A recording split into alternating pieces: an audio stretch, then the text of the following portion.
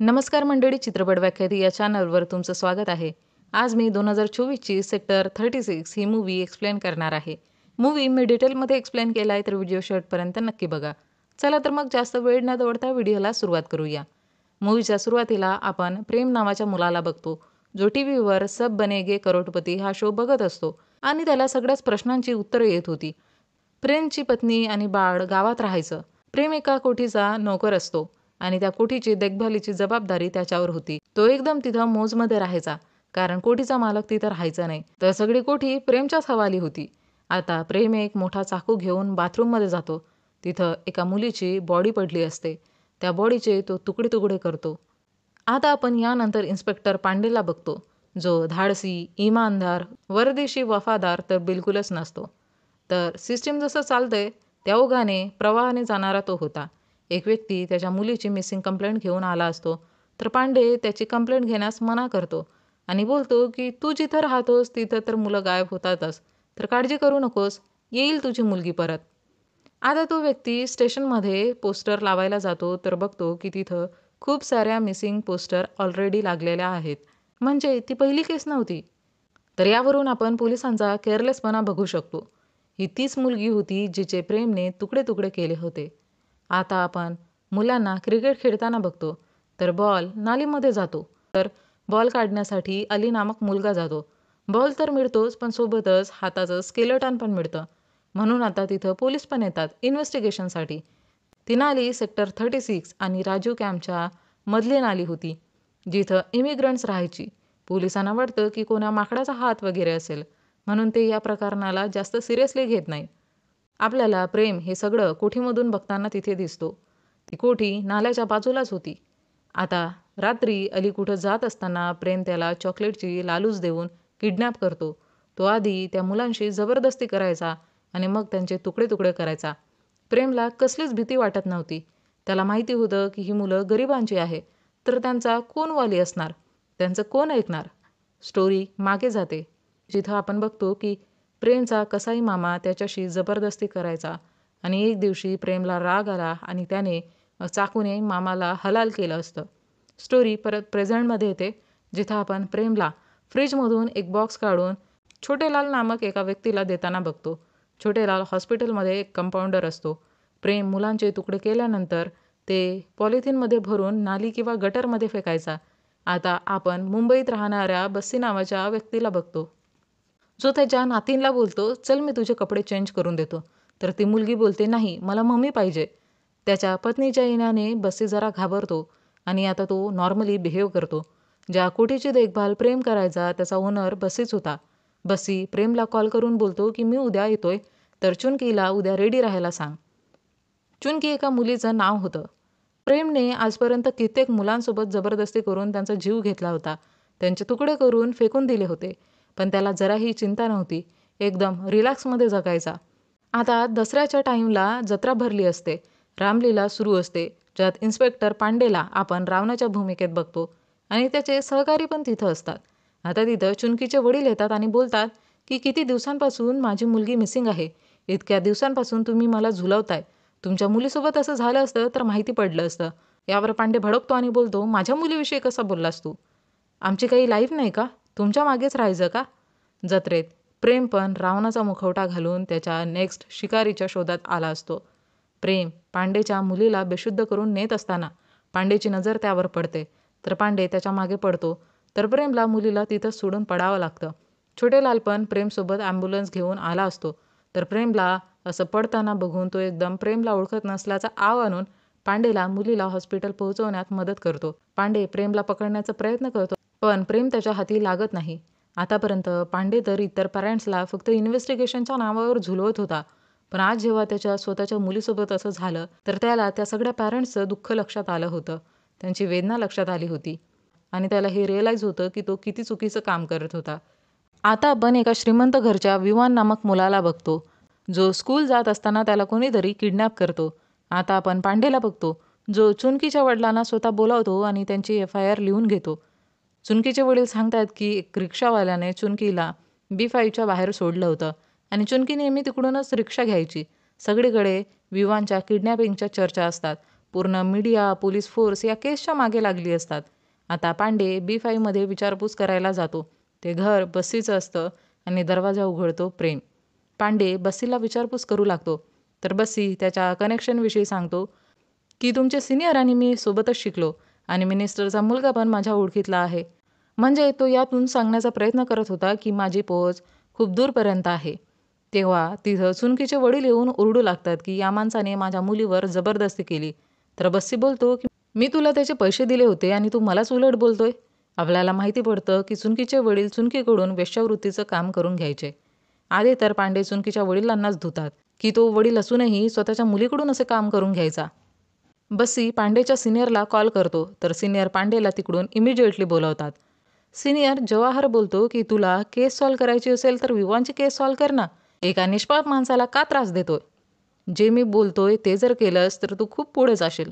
नाहीतर प्रॉब्लेम होईल तुला. जरा विचार कर यावर. ज्युनियर ऑफिसरने चुनकीच्या रिक्षावाल्याला पकडलं असतं.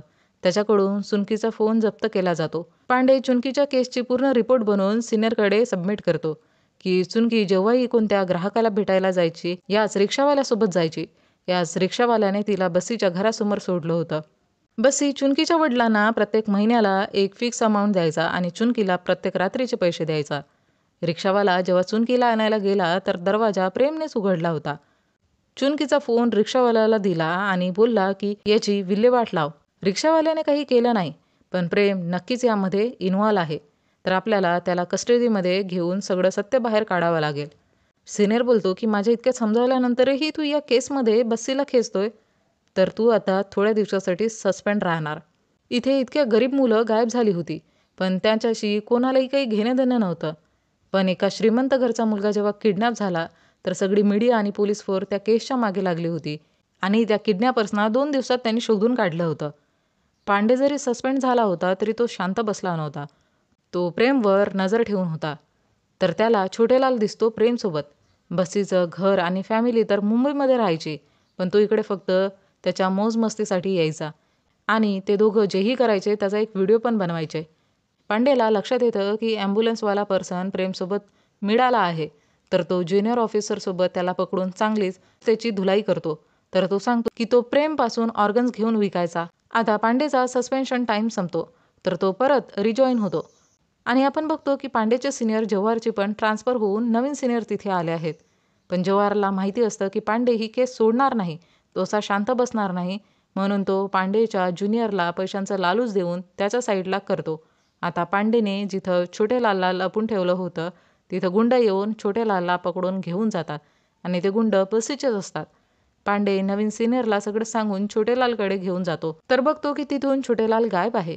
या कारणावरून पांडे ज्युनियर ऑफिसरला खूप रागावतो. आता सिनियर ऑफिसर पांडेला प्रेमला पकडायची परमिशन देतात.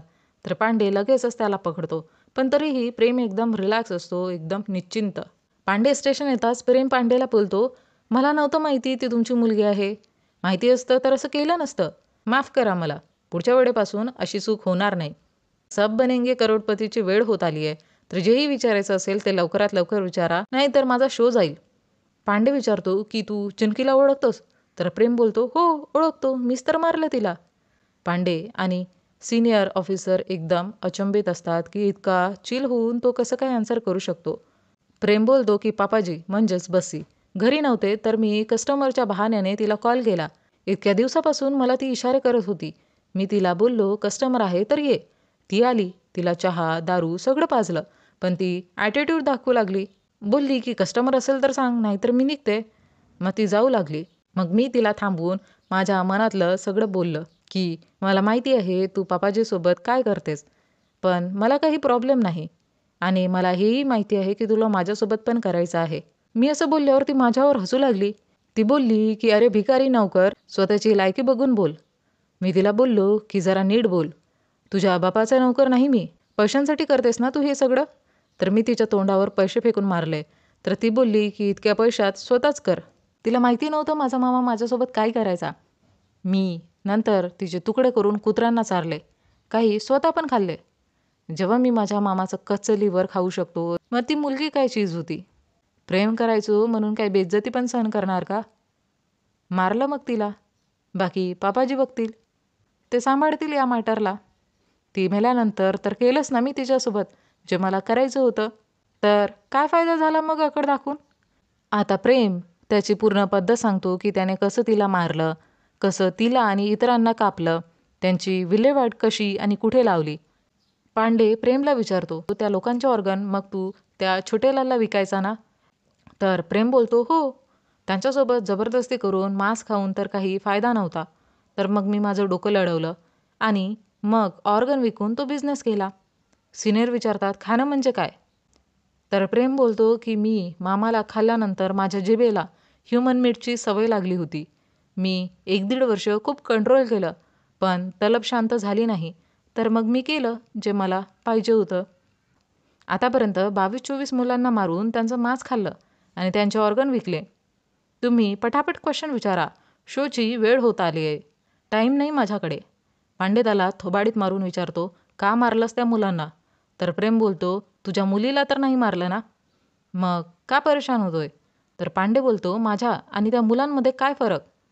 तर प्रेम बोलतो, कुठं तुम्ही स्वतःच्या मुलीची कंपॅरिझन त्या मुलांसोबत करताय सर? ज्या मुलांबद्दल तुम्ही बोलताय, कोण बघतं त्यांना? त्यांच्यावर कोणीच लक्ष देत नाही. काही लाईफ नाही त्यांची. ते काही करू शकणार पण नाही.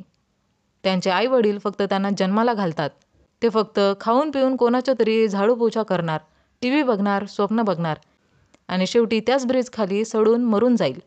तुम्ही सांगा त्यांच्या लाईफचं लाईफलाईन बनवणं कुठला गुन्हा आहे? मरता मरता ते दुसऱ्यांच्या तर कामाला आलेत ना? त्यांच्या ऑर्गनने दुसऱ्यांचं भलं होतंय. तर मी कुठं काही चुकीचं केलं? खूप संख्या आहे सर त्या लोकांची. मग त्यातले 20-25 कमी झाली तर मग कुठे काय फरक पडतो? मी मुक्ती दिली सगळ्यांना मुक्ती. सिनियर विचारतो, या सगळ्यात बस्सी किती इन्व्हॉल्व आहे? तर प्रेम बोलतो, हा प्रश्न नाही. कुठला दुसरा प्रश्न विचारा. आपण बघतो की बस्सीने जे गुंड छोटेलालसाठी पाठवले होते ते त्याला कापून जाळून टाकतात. प्रेमला जेलमध्ये टाकलं जातं. तर प्रेम त्याचा शो जाईल याच चिंतेत असतो. पोलीस स्टेशनच्या टीव्हीवर पण तोच शो असतो आणि जी लेडी खेळत असते ती जिंकते पण. तर ते बघून प्रेम खूप हॅपी होतो. प्रेमला सब बनेंगे करोडपतीचं खूप फॅड असतं. प्रेम कोठीमधली ती जागा सांगतो जिथं त्याने चुनकीची बॉडी गाडली होती. कोठीच्या साईडच्या नालीमधून खूप कचरा काढला जातो तर त्यातून खूप सारे स्केलेटन पण मिळतात. हे सगळं बघून पांडेला खूप राग येतो. आता बसीला पण अरेस्ट केलं जातं. मृतकांचे पॅरेंट्स रागात त्या कोठीत घुसून तोडफोड करतात. बसीची पोहोच वरपर्यंत असल्यामुळं त्याचे सोर्सेस त्याला सोडवण्यासाठी लागले असतात आणि पांडेला पण या केसमधून डिसमिस केलं जातं. आता केसला IBI टीमकडे ट्रान्स्फर करण्यात येतं, ज्याचे हेड असतात जवाहर, म्हणजेच बस्तीच्याच हिताचा व्यक्ती. जवाहर सगळा दोष प्रेमवर टाकून बसीला निर्दोष बोलतो. जेव्हा पांडे ही न्यूज बघतो तर तो सिनियरला प्रेमला भेटण्याची रिक्वेस्ट करतो आणि मग पांडे प्रेमला बोलतो की तू जे ऑर्गन विकून छोटेलालच्या हातून तुझ्या घरी पैसे पाठवायचा तर ते आता घरी पोचणार नाही, कारण छोटेलाल आता या जगात नाही. प्रेम बोलतो की माझे पापाजी मला इकडून सोडवतील. तर पांडे बोलतो की तुझ्या पापाजीनेच तर सगळा दोष तुझ्यावर टाकलाय. ते तर नाही वाचवणार आता तुला. आता तरी बोल, तो पण इन्व्हॉल्व होता यात. तर प्रेम DVDचा उल्लेख करतो, जी प्रेमच्या पत्नीकडे त्याच्या गावाला असते. आता पांडे प्रेमच्या पत्नीला भेटायला गावात जाणार असतो. तर त्याचा ज्युनियर बोलतो की का परत तुम्ही या झमेलामध्ये पडताय सर? तुम्ही जात तर आहात, पण यात फसू नका. आता पांडे गावात जाऊन प्रेमच्या पत्नीला भेटतो, जी त्याला सदाबहार नगमे नामक एक DVD देते. पांडे DVD बघतो, तर त्यात त्या दोघांचा सगळा कर्मकांड असतो. जे जे ते करायचे. आता पांडे बसच्या प्रतीक्षेत तिथं असतो, पण खूप वेळ होऊनही बस तिथं येत नाही. तर त्याला एक तिकडून जाणारी गाडी दिसते आणि तो त्या गाडीमध्ये लिफ्ट मागतो आणि त्याला लिफ्ट मिळते पण. आणि लिफ्ट देणारे असतात बशीचेच गुंड. तर गुंड पांडेला एक फोटो दाखवून बोलतात की आम्ही या माणसाच्या शोधात आहोत आणि तो फोटो असतो पांडेचाच. आता पांडेवर लगातार वार करून ते पांडेला तिथं संपवतात आणि DVDचे तुकडे करून तिकडून फेकून देतात. आता इथून स्टोरी 6 महिने पुढं जाते, जिथं IBI बस्सीला क्लीन चिट देतात आणि प्रेमला फाशीची शिक्षा मिळते. आता आपण पांडेच्या ज्युनियरला बघतो, जो आता पांडेच्या पोझिशनवर आला होता. म्हणजे त्यानेच पांडेची खबर बस्सीला दिली होती की तो कुठे आणि कशासाठी जातोय. ज्युनियरने जवाहरचा चमचा बनून ते सगळं करून प्रमोशन घेतलं होतं. आता आपण स्टेशनमध्ये पांडेचं मिसिंग पोस्टर बघतो. म्हणजे त्याची डेड बॉडी पण मिळाली नव्हती आणि कोणाला त्याच्याबद्दल माहिती पण नव्हती की त्याच्यासोबत काय झालं. एक ज्युनियर ऑफिसर पांडेचा हमदर्द. त्याला पांडेसाठी वाईट वाटतं. तो न्यूजपेपरमध्ये न्यूज बघतो की 3 गुंडांना अरेस्ट केलं गेलंय, ज्यांनी पांडेला गायब केलं. तर तो ही न्यूज बघून खूप हॅपी होतो. आता त्याच्या घराबाहेर कोणीतरी एक पार्सल सोडून जातं, ज्यात एक DVD असते आणि ज्यावर लिहिलं असतं, और भी सदाबहार तराने. म्हणजे कोणीतरी होतं ज्याला वाटायचं की हे सत्य बाहेर यावं, पण कोण हे नेमकं माहिती नसतं. आणि आता ही DVD बसीच्या विरुद्ध एक पुरावा ठरणार होती आणि या स्टोरीवर मूवीचा द एंड होतो. तर मंडळी, हे होतं सेक्टर 36 या मूव्हीचं एक्सप्लेनेशन. तुम्हाला ही मूव्ही आणि माझं एक्सप्लेनेशन आवडल्यास व्हिडिओला लाईक, शेअर, कमेंट करून चॅनलला सबस्क्राईब करायला विसरू नका. सोबतच बेल आयकॉनला प्रेस करा, म्हणजे येणाऱ्या प्रत्येक नवीन व्हिडिओची नोटिफिकेशन तुम्हाला सर्वात आधी मिळेल आणि तुमचा एकही व्हिडिओ मिस होणार नाही. चला तर मंडळी, भेटूया लवकरच एका नवीन व्हिडिओमध्ये. तोपर्यंत टाटा, बाय बाय.